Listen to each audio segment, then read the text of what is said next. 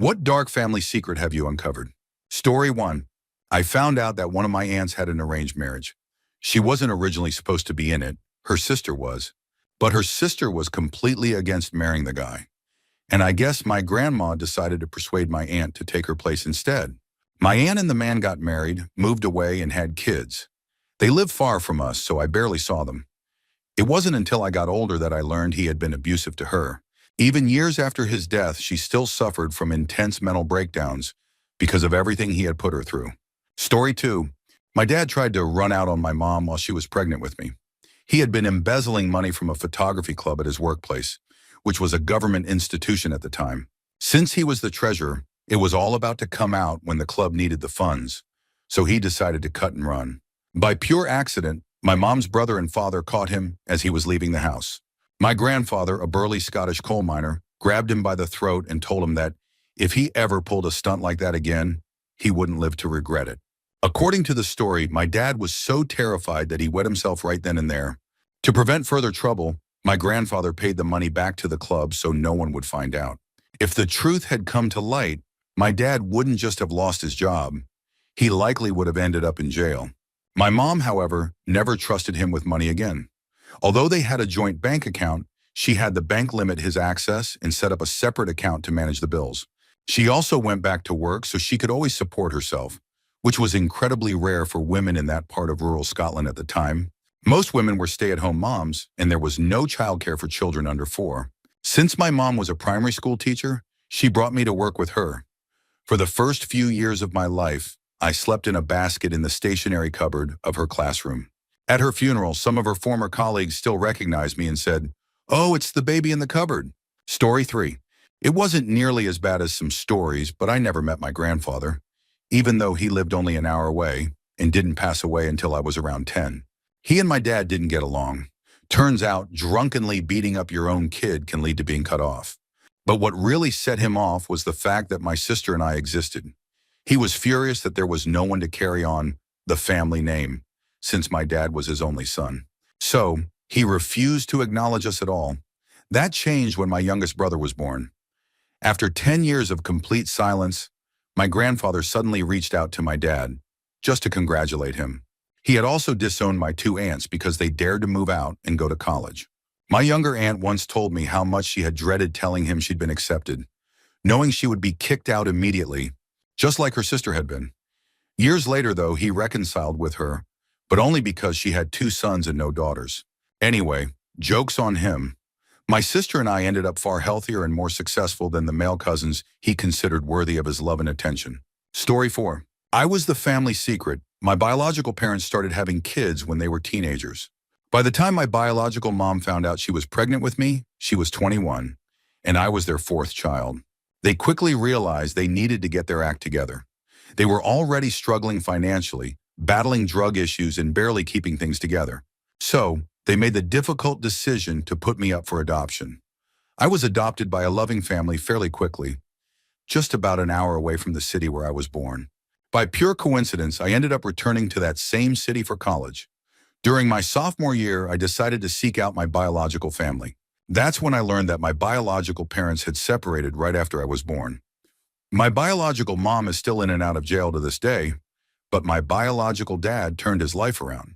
He got clean and sober, remarried, started going to church, and built a stable career for himself.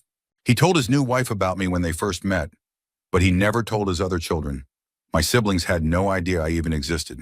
Thanks to the internet, I tracked down his work number and gave him a call.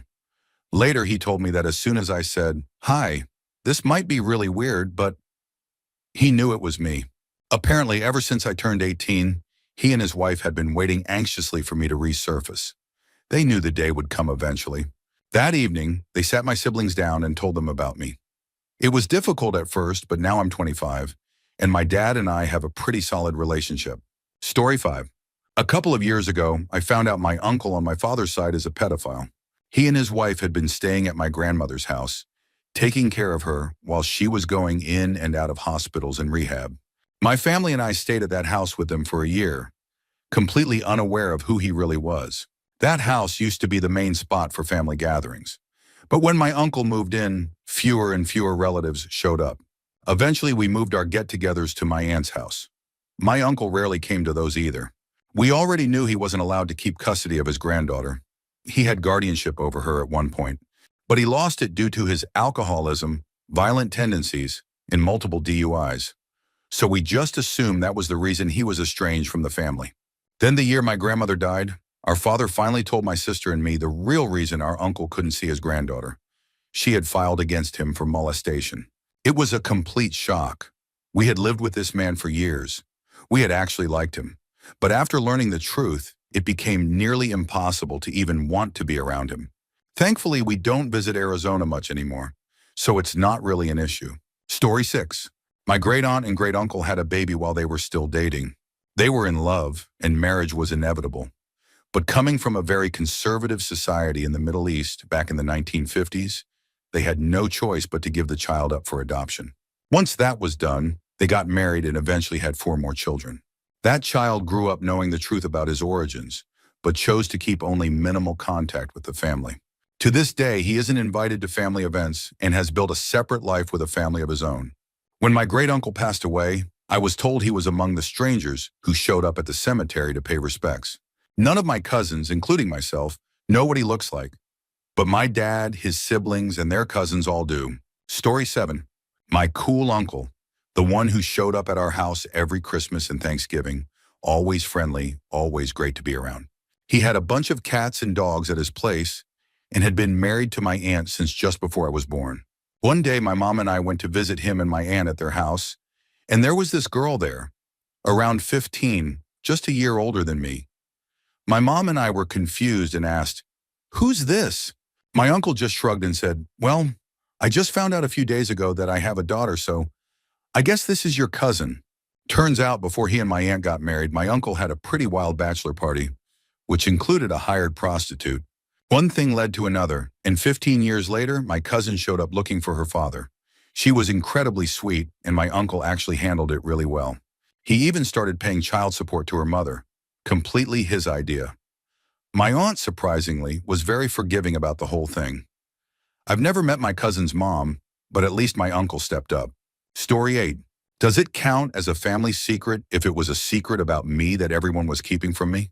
I recently found out that for the last 13 years, my entire extended family believed I had been raped in my early teens. The only problem, I was never raped. It was all a figment of my mother's imagination. She took a single comment I made, twisted it in her head, and then told everyone that I had been assaulted, but that they shouldn't ask me about it because I was too traumatized to talk about it. Fast forward 13 years. I was drinking with my sisters and casually mentioned a gynecological study I had participated in during my early teens. They both immediately sighed in relief and said, "Oh, thank God you finally said something. We've been tiptoeing around this whole rape thing for over a decade." Imagine my face in that moment, realizing that my entire family had thought I was a victim of something horrific, but never once asked me about it, never did anything to support or protect me.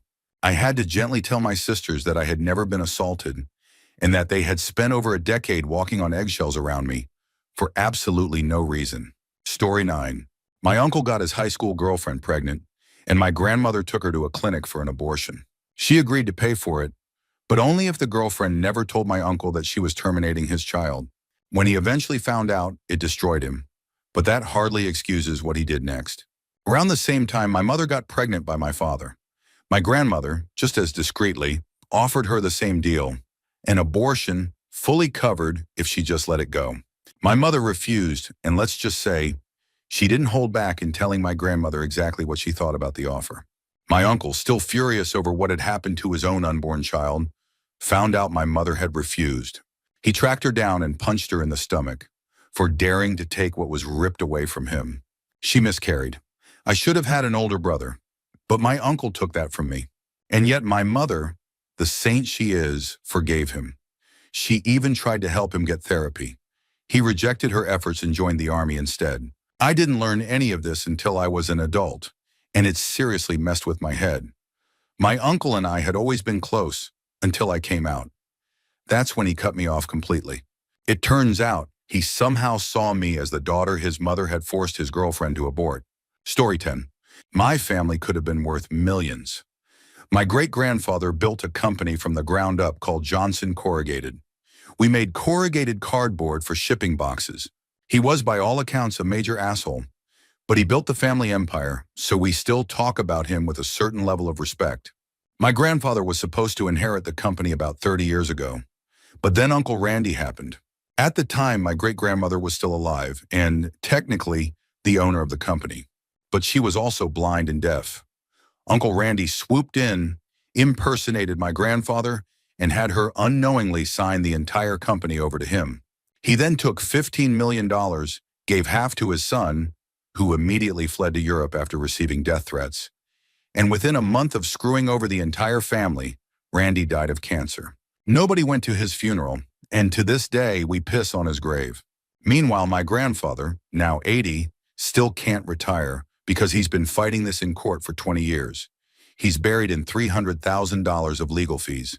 Screw Randy. I found out about all of this after stumbling across a massive stack of legal documents in my grandpa's attic. As for Randy's son, we still don't know where he is. Story 11. My grandmother had a sister who died in the 1960s. She never married. She had served in the army during World War II. When my grandmother turned 100, we spent time looking through old photo albums together. She told me all kinds of stories about her life. At one point, I climbed onto a chair to grab another album for her. That's when I noticed a small book tucked away at the back of the closet. Inside, there were photos of my great-aunt in an army aircraft, what looked like a fighter plane, and a few pictures of her with other people. On one page, written in simple, delicate handwriting, were just a few words, "Yours for all eternity." My grandmother panicked the moment she saw me holding the book. She told me that nobody had ever seen it before, and that she had promised to take it to her grave. Then for the first time, she told me what she believed to be the truth. Her sister had met someone during the war. Man or woman, she never knew, and that person had been killed. After that, my great-aunt had decided to never love again. I never told anyone about the book until a few weeks ago. My father asked if there was anything from my grandmother's house that I had wanted. The book was gone. When the house was cleared out, nobody had realized its importance. Honestly, I think my grandmother would have been happy about that. She died at 102, having lived through 2 world wars. She's my hero. Story 12. I was always told that my dad left me when I was born. Technically, that was true, but I later found out that everything else I had been told about him was a lie. I first got suspicious when my cousin, who apparently didn't know the cover story, casually mentioned that my dad had blonde hair. My mom had black hair, and that was supposedly where I got my black hair from, but everyone else had always told me that my dad had black hair too. Something didn't add up. I kept that thought in the back of my mind, but what really confirmed my suspicions was when I had to get my birth certificate to join the military. Listed under father's name was Alexander Smith, a name I had never heard before. My last name is also Smith. But my family had always told me it was just a random choice from a baby name book, which was why it was different from the rest of my families. That didn't sit right with me, so I started doing some digging. I spent the next few days researching Alexander Smith, and everything added up. He was born in Russia, had changed his name when he immigrated, and my DNA results showed I was 70% Russian, which made way more sense now. What really sold it, though, was when I found that his mother's name was Natasha Kelovich, the same name as my grandmother. I confronted my family about it, and that's when they finally told me the truth. Yes, he was my father, and here's what happened. After I was born, he made it clear that he didn't want kids. One night, when I was just a baby, he tried to smother me in my sleep. My brother and uncle caught him in the act and stopped him. He left after that, and they immediately called the police, but it didn't end there. Not long after, he came back. In the middle of the night, he set our house on fire. He killed our family dog in the process, and the fire spread to another house, killing an elderly woman. He was arrested, convicted, and sentenced to life in prison. He later died behind bars. My family said they kept it a secret because they didn't want me to know that my biological father was a murderer, or that he had tried to kill me. They were planning to tell me through a letter once I joined the military, but I figured it out first. Story 13. My mother probably went abroad to have an abortion. When I was 3, she and my grandmother took a month-long vacation together. It was the only trip the two of them ever took alone. It was also the only time my grandmother traveled without her husband. While they were gone, my dad's parents took care of me. The day my mom returned, she handed me a pair of maracas. She and my grandmother told everyone they had been to Spain, but something was off. They never brought back any pictures. They never told any stories about their trip. My grandmother had tons of photos and anecdotes from her other travels, but for some reason, she had nothing to say about Spain. When I was around 8, I asked my mom about it. Her response? A quote from My Fair Lady. "The rain in Spain falls mainly on the plain." That was it. She never showed me a passport stamp. For all I know, she never even had a passport. Years later in college, my mom claimed she had never traveled overseas. I reminded her about the trip to Spain. She just went silent, like she had been hoping I'd forgotten. Looking back, there were other hints that something wasn't right. She tried to donate the maracas a couple of times, but I insisted on keeping them. They mysteriously disappeared when I was about 10 or 11. Shortly before that, I had been playing with them, and she suddenly blurted out, "Those aren't really maracas." I asked what they actually were then, and why she had always called them maracas before. She gave a couple of evasive responses before shutting down entirely. None of it added up until decades later. I realized that her trip to Spain had taken place just before abortion was legalized where we lived. Around 30% of women in the US have had an abortion. Given the timing and the secrecy, my best guess is that she and my grandmother either drove to Canada or flew to the UK and spent that month shuttling between clinics and a hotel room. At the time, my parents and I were living in a one-bedroom apartment. They probably decided they couldn't afford a second child. My dad never suspected a thing. What makes it even more interesting is that my mother has been a lifelong Republican, but she is adamantly pro-choice. She has never been the type to take an abstract stand on an issue unless she has personally experienced it, and she never let anyone question her about that trip. Honestly, I think I finally understand why. Story 14. My uncle had a child out of wedlock. When that child grew up, they discovered our grandfather and started calling him multiple times a month. Each time with some sob story, asking for money. Being the kind-hearted but unbelievably gullible man he was, my grandfather almost always gave in. Then one year, my uncle dropped off the map. No calls, no word, no one knew where he was. His family genuinely feared the worst. Then the child called. They claimed my uncle was dead and demanded their inheritance, plus whatever share he would have received from my grandparents' will. This infuriated the family. They were already grieving and now had to deal with someone demanding money. The situation escalated to the point where the child even threatened to get a lawyer to secure what they believed they were owed. And then, my uncle just showed up one day. Turns out he had run out of money, gotten into trouble with some banks, and had been town hopping to escape his debts. The lawsuit disappeared, but the damage was done. No one in my family let their kids talk to that cousin. The only time I ever met them was at my grandfather's funeral. Story 15. On my other side of the family, things were just as chaotic. When my family immigrated from the old country, prohibition had just started. Luckily for them, they already knew how to make moonshine. That's how my great-aunt became very involved in bootlegging and made a ton of money. We still have photos of her from back then, dressed in furs and fabulous clothes, looking nothing like the rest of our struggling family. She never had kids, but my grandmother had 8. To help, my great-aunt set up a significant trust fund for my mother and her siblings, meant to pay out when my grandmother passed. The problem? The oldest sibling, my uncle, was a lawyer. He was put in charge of the trust and a whole lot of other family money. Everything seemed fine. He had nice cars, took ski trips, sent his kids to expensive boarding schools. He appeared successful. Then his drinking got out of control. By the time the family started asking questions, the trust should have been worth about $1.5 million, with 5 siblings left to split it. That was serious money. But at my grandmother's funeral, tensions boiled over. A conversation about the trust fund nearly turned into a fistfight between my uncles. That's when the truth came out. My uncle hadn't been a successful lawyer.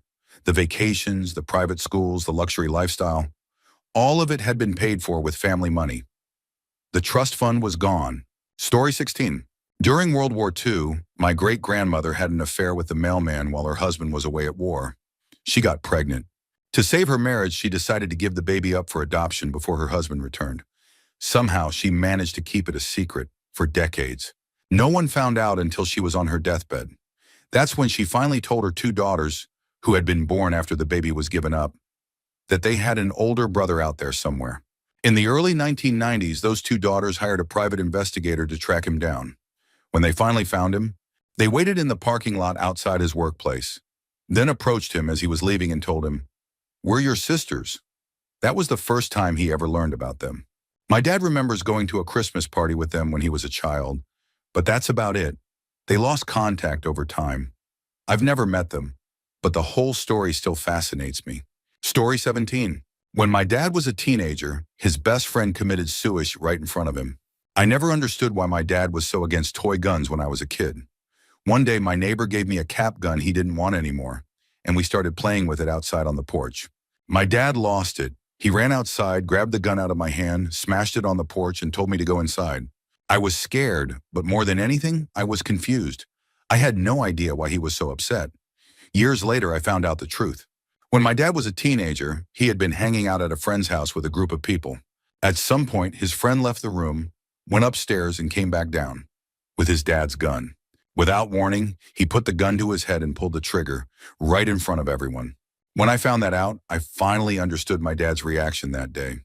Seeing me and my friend playing with toy guns must have triggered memories of the real thing.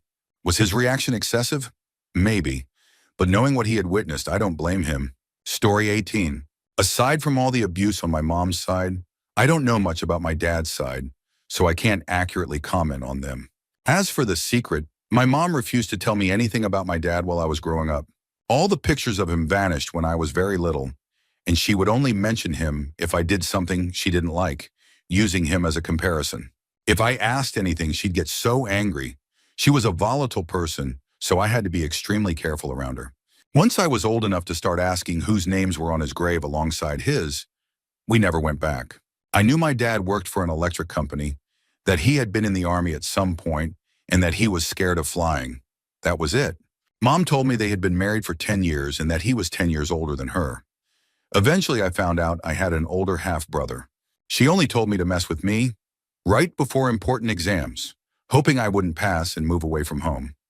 Luckily, it didn't work, and I escaped. Last year, an awesome Redditor helped me out with some information I needed. I had to find out how old my dad was when he died. The only person I could find was a man born in 1927.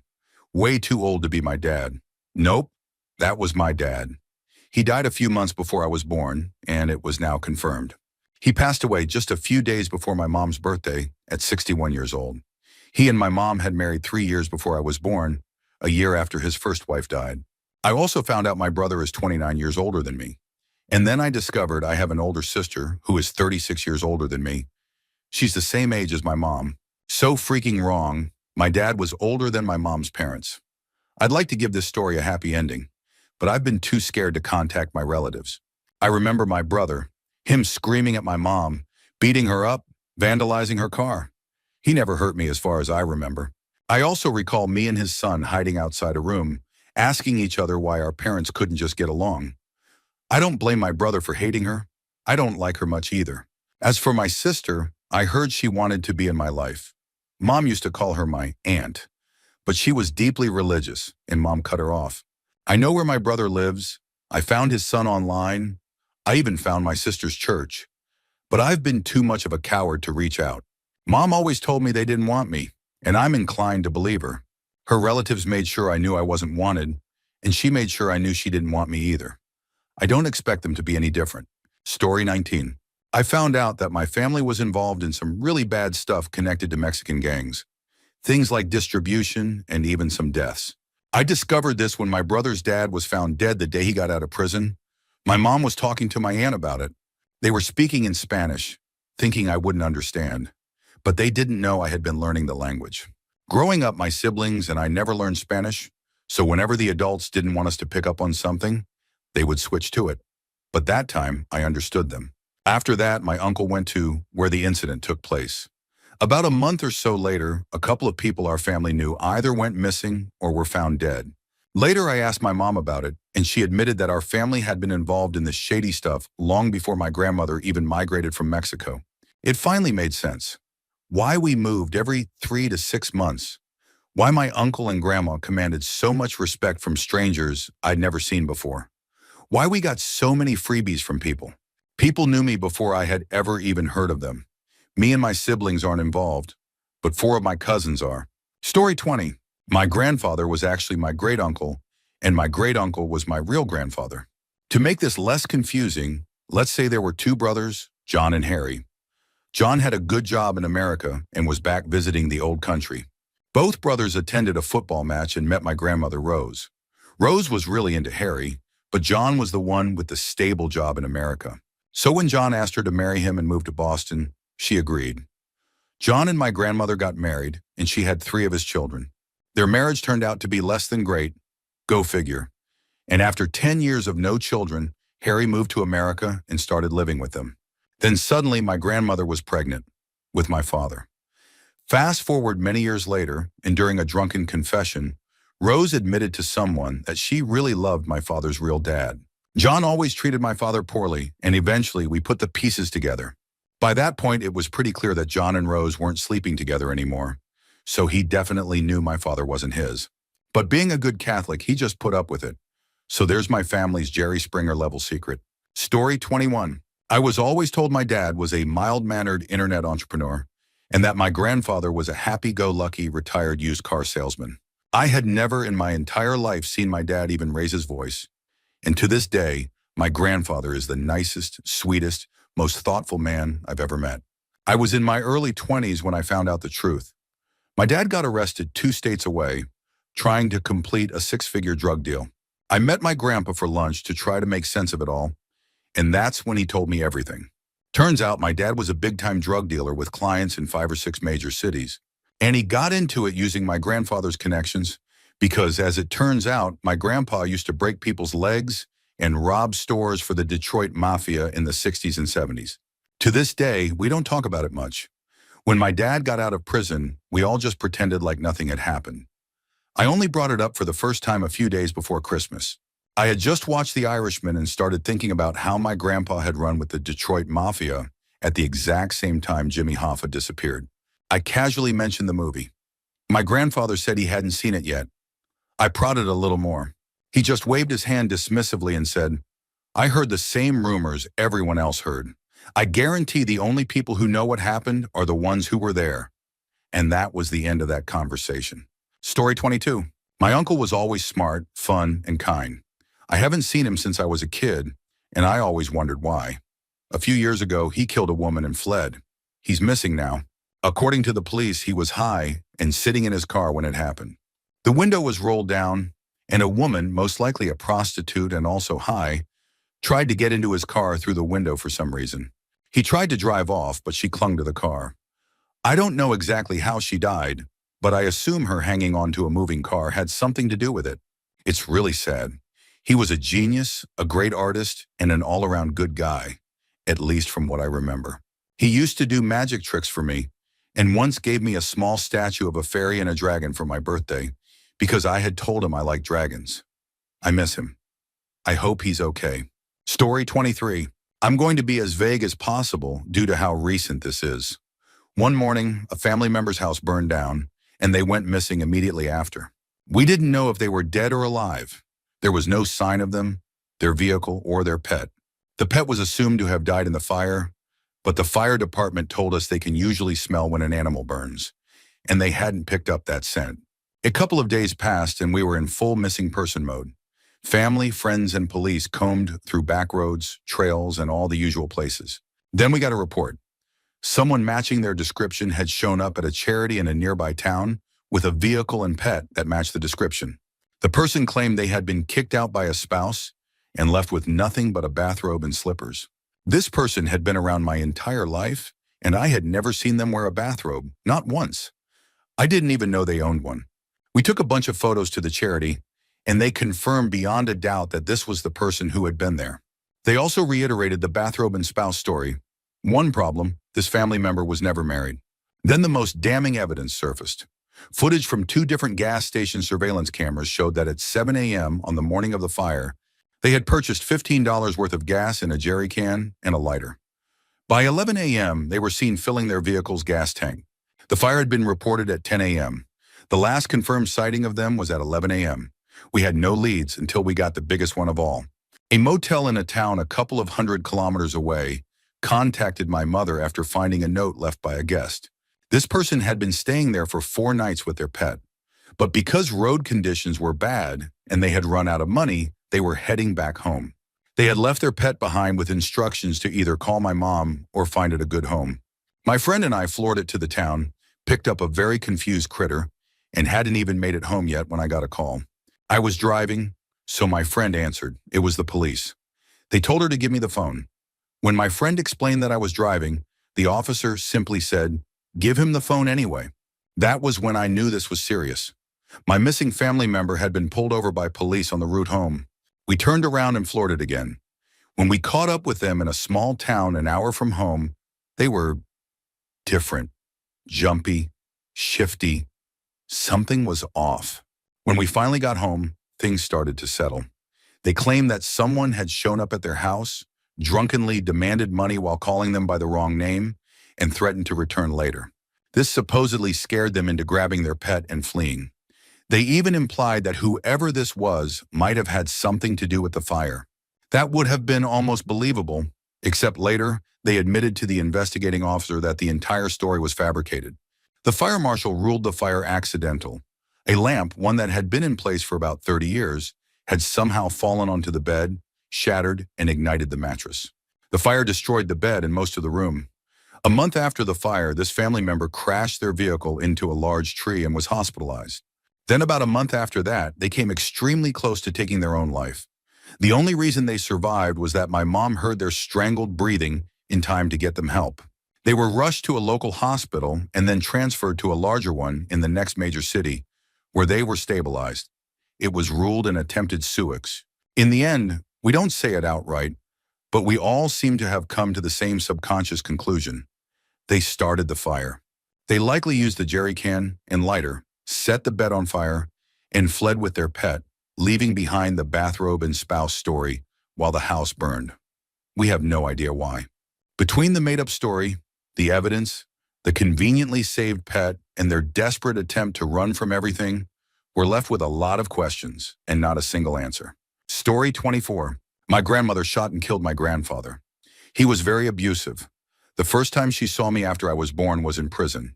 She pleaded no contest and was sentenced to 5 years. No one really talks about it, for obvious reasons, but I have a lot of questions. I've heard conflicting stories about the type of gun she used and how many shots were fired. The only thing everyone agrees on is that the last thing he said was, "Come off it, woman." Immediately after the shooting, she was hospitalized for a mental breakdown. Her brothers were all in the military, and at their funerals they received the 21 gun salute. Every time she shakes like a leaf with each shot. Then there's my dad's third wife. She committed suicide a few years ago. They had gotten into yet another fight, and he went to sleep at his shop at work. She kept texting him, saying she was going to kill herself. According to him, he didn't respond. We live in a small town, and word spread that my dad had killed her. At first, I defended him. My dad is an alcoholic, and their relationship was mutually abusive, filled with mental health issues. But I never thought he would kill her. Then about a year ago, he was talking to my sister about how good life with his fourth wife is. And then he said, "If I had known how good life could be, I would have killed that bitch sooner." I don't know what to think anymore. Story 25. One night, someone dropped a photo album off at my house. When I looked inside, I saw wedding photos of my mom, but she wasn't marrying my dad. She had never told me she had been married before.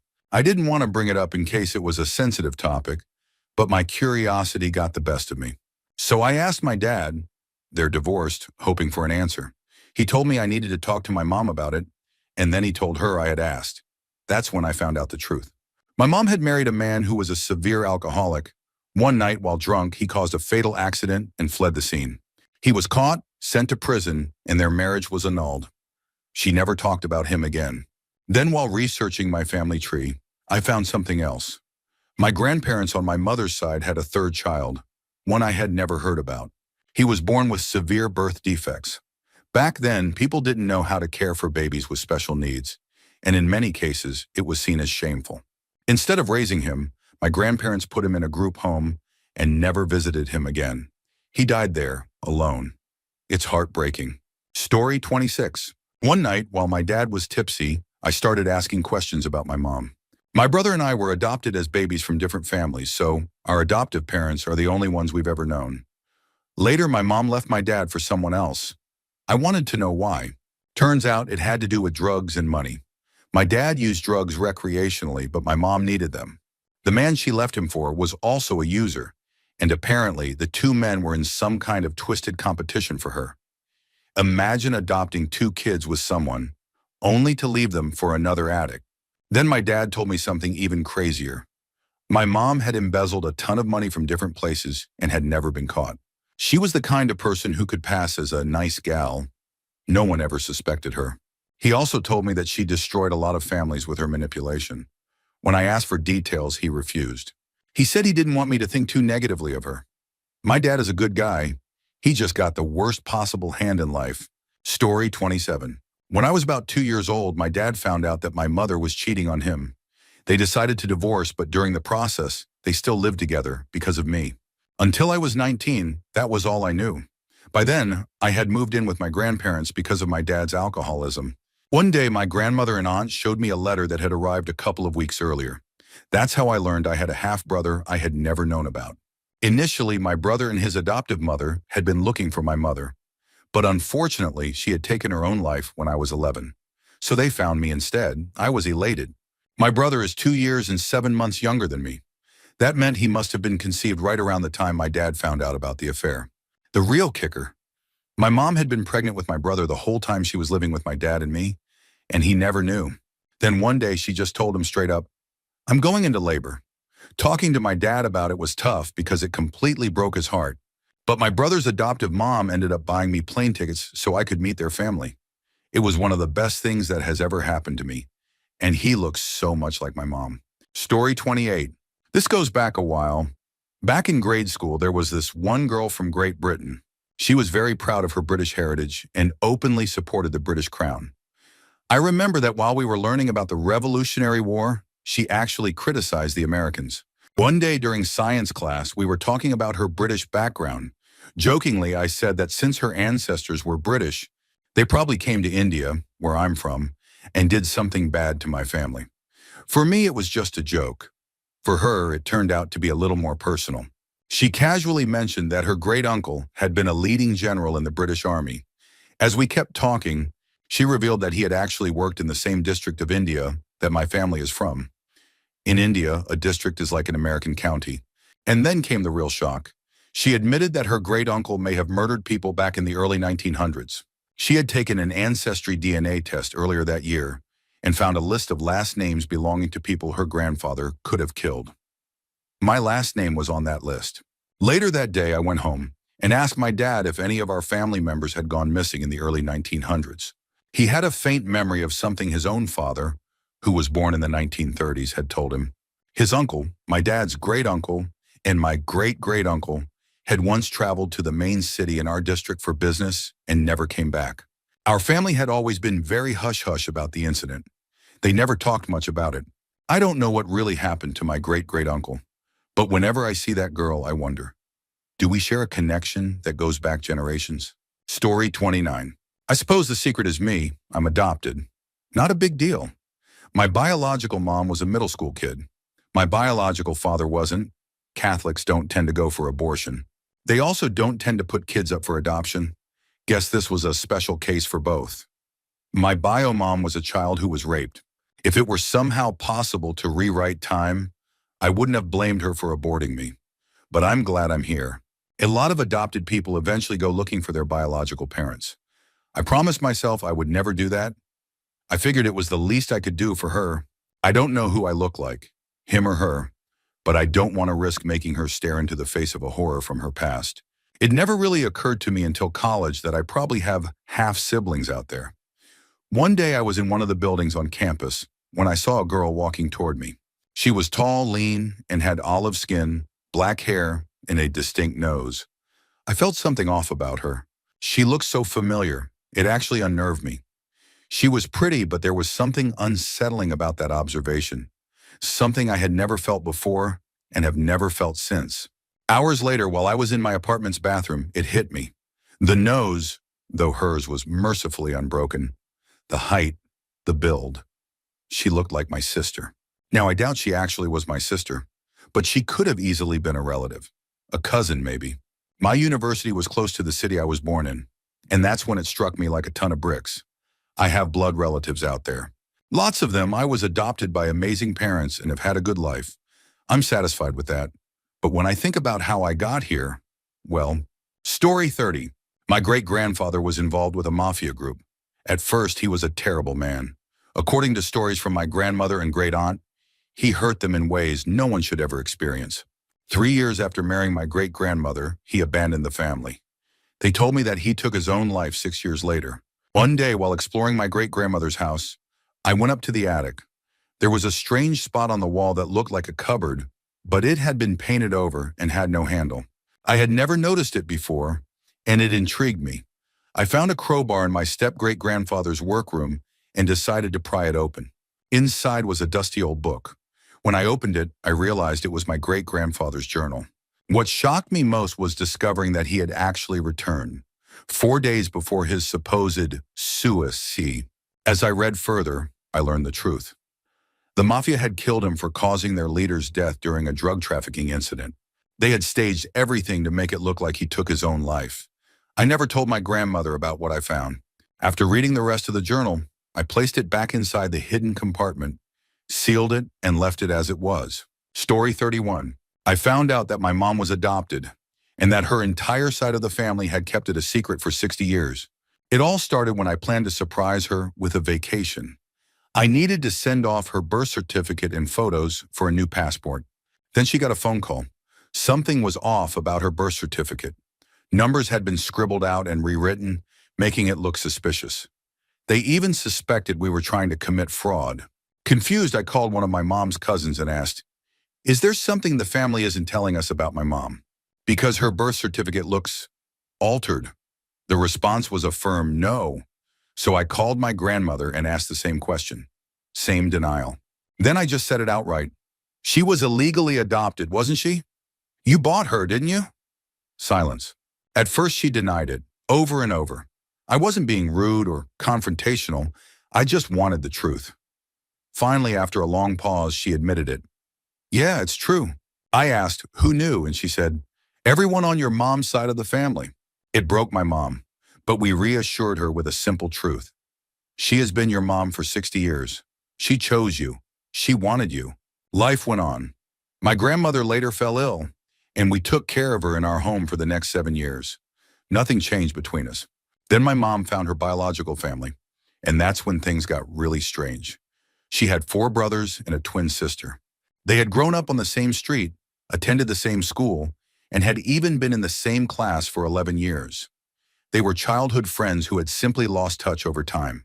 My mom always said that people would comment on how she and her best friend looked identical, but no one ever suspected the truth, because my mom's adoptive family was Jewish and her biological siblings were Christian. Story 32. I wasn't my father's biological daughter. Turns out everyone in the family knew, except me, until just before my 18th birthday.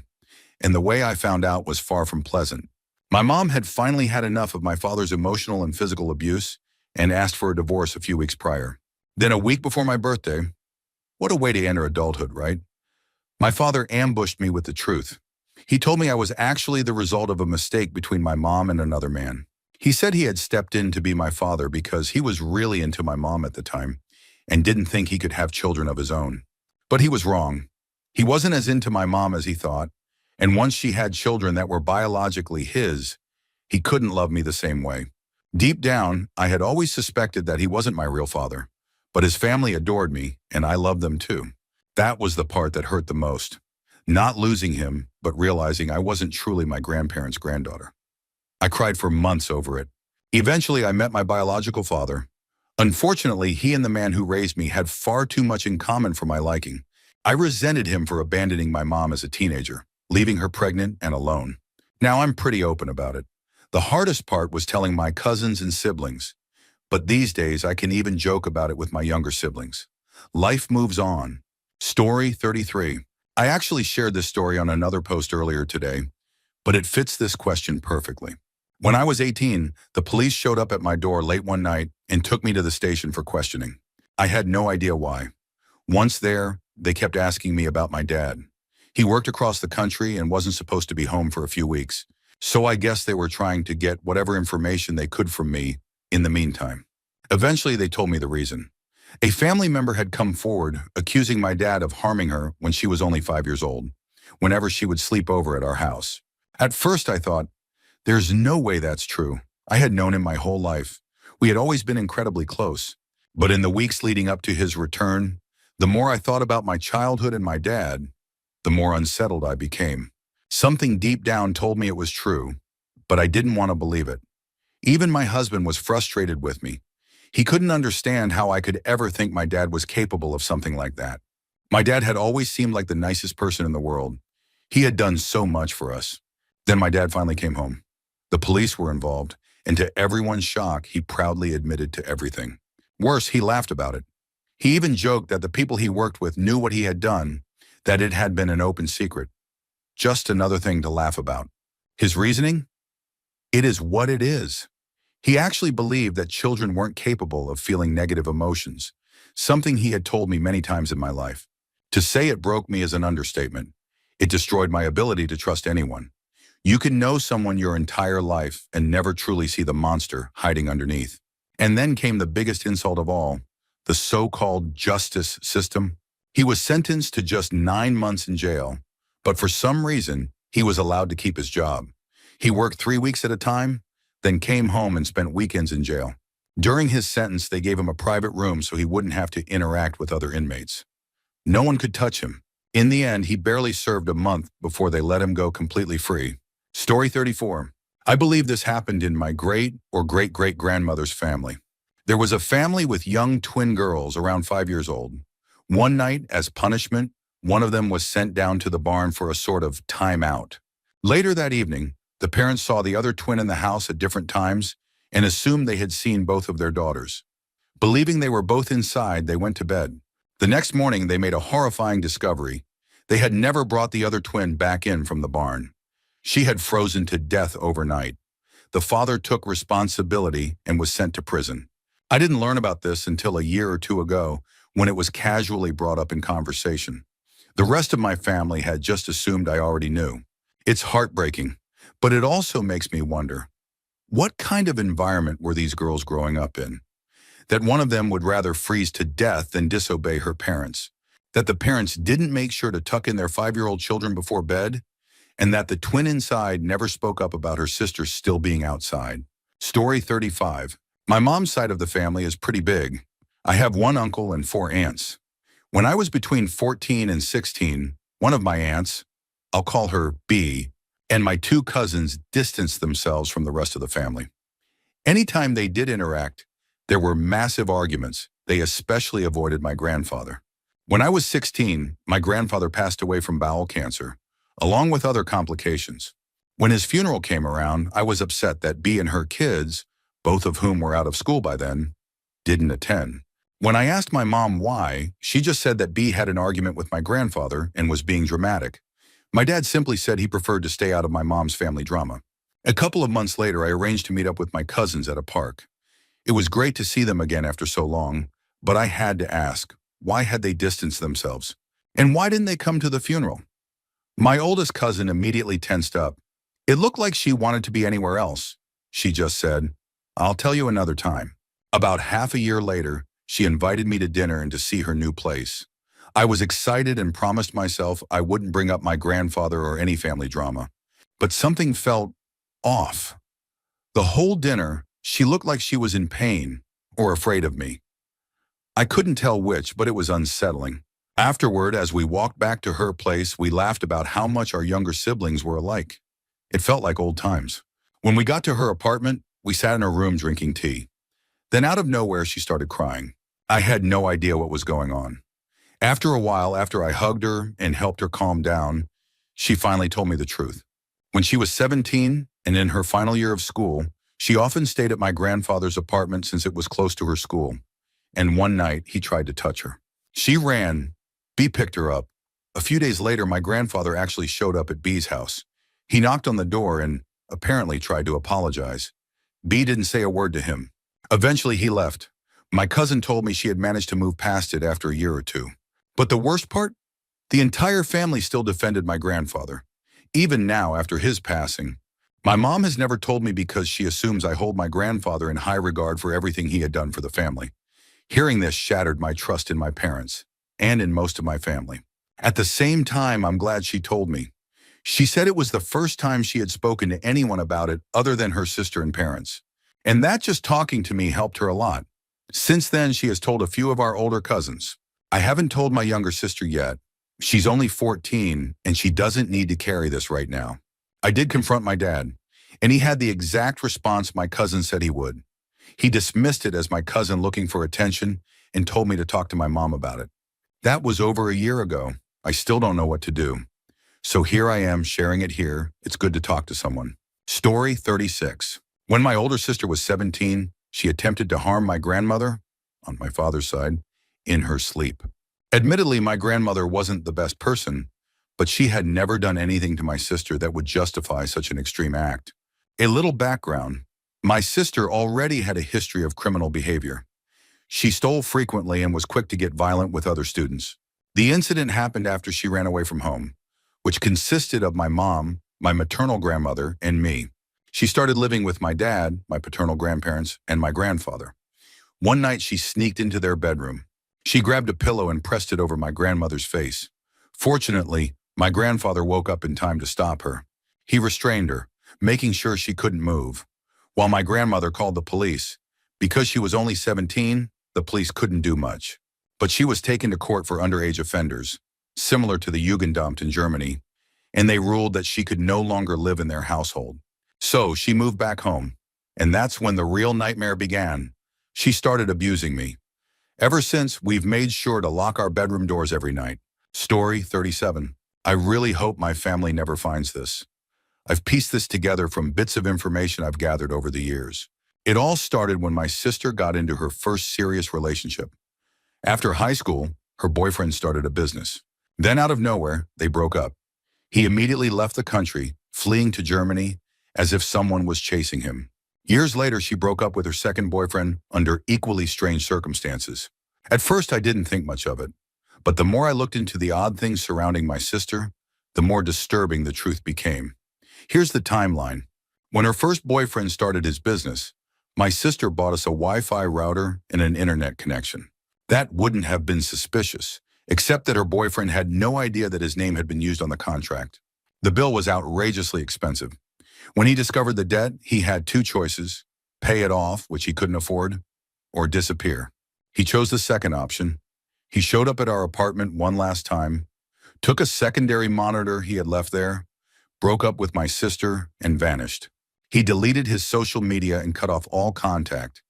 I think he eventually managed to pay off the debt with the money he made in Germany, but it forced him to close his original business. Then our second cousin came to town and stayed with us for a few days. During that time, my sister slept with him multiple times. I even suspect she and her best friend had a three-way with him. The problem? He caught feelings.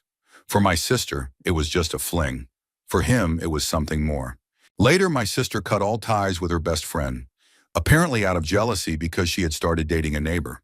Shortly after, my sister made a Facebook post that looked like her account had been hacked. She announced that she was breaking up with her boyfriend due to undisclosed reasons. Here's what really happened. Our second cousin had started making trouble. He wanted to marry her. When she refused, he threatened to expose everything to the entire family. He claimed that she had made him drunk and taken advantage of him while he was unconscious. Terrified, my sister confessed everything to her boyfriend. He, in turn, threatened to call the cops on our cousin, accusing him of assault if he didn't back off. Our cousin panicked. He cut all contact and left the country, moving to England for work. Later, when my sister and her boyfriend went to college, they broke up. Officially, it was due to limited time constraints. This is the one secret that could completely destroy our family. If the truth ever got out, my sister would be completely alienated. Her second ex and our cousin have both forgiven her, but I doubt her first ex ever has. Story 38. On my grandfather's deathbed, my oldest aunt revealed a secret that only she had known, the truth about his name. See, my grandfather's name was DJ. His parents had always told him that it didn't stand for anything, that they had just liked the initials, but that was a lie. At some point, my grandfather found out the truth. His mother, my great-grandmother, had cheated on her husband while he was away on a business trip. The man she had the affair with, a traveling Cherokee salesman named David Johnson. As a way of permanently reminding his wife of her betrayal, my great-grandfather named the baby after the man she had cheated with. DJ was really David Johnson Jr. It made so much sense. My grandfather had jet black hair, while all of his siblings were blonde or brown-haired. Whenever someone pointed out, the family would make excuses. Oh, he just plays outside a lot, or it's a birthmark. After my aunt told my mom this story, she decided to ask my grandfather directly. He confirmed it. The irony: my great-grandfather still raised him as his own. He never treated him differently. He loved him. A stand-up guy. Though I still don't know how to feel about him naming the child after his wife's affair partner. Story 39. I once read my sister-in-law's diary. She had written about how devastated she was when my brother cheated on her. How broken she felt when he forced her to lie to their friends and family about what had happened. She wrote about how she just wanted to disappear because he had manipulated her into allowing his mistress and their child to move into their home, while she and my brother were still raising their own 2 kids together. Eventually, they got divorced. They told everyone that the affair had happened during a mutual break in college, that their marriage ended because of differences in finances and her struggles with medical issues while running their shared business. But in her diary, she had written the truth, that she couldn't live with a man who would sleep with another woman in their house, then come share a bed with her like nothing had happened. I've never revealed all the details outright, but when people ask why my relationship with my brother has become strained in recent years, I've let certain things slip, just enough for people to start questioning the narrative. It's hard to accept. I used to look up to him, but he destroyed that woman's life just to satisfy his own selfish desires. She's struggling now, and worst of all, they both neglect the kids they had together. That's the part that makes it truly heartbreaking. Story 40. My grandfather was born in Lebanon and didn't move to the U.S. until the 1930s when he was in his 20s. He had 2 older brothers and an older sister. They were Christian. When my grandfather was around 10 years old, maybe younger, maybe older, I was never able to get the exact date, his sister secretly started seeing a Muslim man. Given the time and place, this was considered a major scandal. Somehow the secret got out. I don't know exactly how the family reacted, but it was definitely not good. In the end, she ran away to be with him. Her 2 oldest brothers, my grandfather's brothers, were furious, more than anyone else in the family. Even their parents, while upset, didn't react as severely as they did. Determined to bring their sister home, the brothers tracked her down. It took time, but eventually they found her. By then, she had a newborn son. What happened next is horrific. The brothers stormed into the house armed. They dragged the man outside and, in a fit of rage, one of them took the baby from their sister and killed him instantly. Then they beat the man nearly to death. As he lay on the ground, barely conscious, he cursed them, cursed their entire bloodline until the end of time. They shot him in the head. After that, I don't know what happened. My grandfather told me this story only once. He got very emotional, so I didn't press him for more details. I was only 10 or 12 at the time, and to be honest, I was terrified. Years later, my grandfather left Lebanon and moved to the U.S. He built a life for himself, met a woman of Lebanese descent, and settled into a very normal existence. This was the only time he ever mentioned having brothers. Before that, all I knew about his sister was that she was beautiful, that he had loved her deeply, and that he never forgave himself for not being able to take her with him when he left. Story 41. My grandfather on my mother's side of the family was always portrayed as this godlike figure, someone deserving of deep reverence. My mother, grandmother, and brother idolized him. He passed away when I was about 3, and for most of my life, I noticed one thing. My father hated him. And I don't mean simple dislike. If cancer hadn't taken my grandfather, my father might have at some point. That's the level of hatred he had for him. I always knew something wasn't right. My family rarely talked about their past. The only thing they consistently discussed was my grandfather, and even then, a lot of the stories didn't add up. Some contradicted each other, and there was no sign of the money or belongings we should have inherited when he passed. The truth came out when my parents were planning a particularly ugly divorce. That's when my father finally told me who my grandfather really was. He had abandoned his first wife and 15-year-old daughter so he could pursue my grandmother, who was also 15 at the time. He pretended she was his daughter until she was legally old enough to marry him. He never worked, forcing my grandmother and their kids to live in abandoned movie theaters and rundown homes, all while convincing them they were living in luxury. It only got worse. He spread vicious rumors about one of his own children, falsely claiming they had HIV/AIDS in the early 80s, when stigma around the disease was at its peak.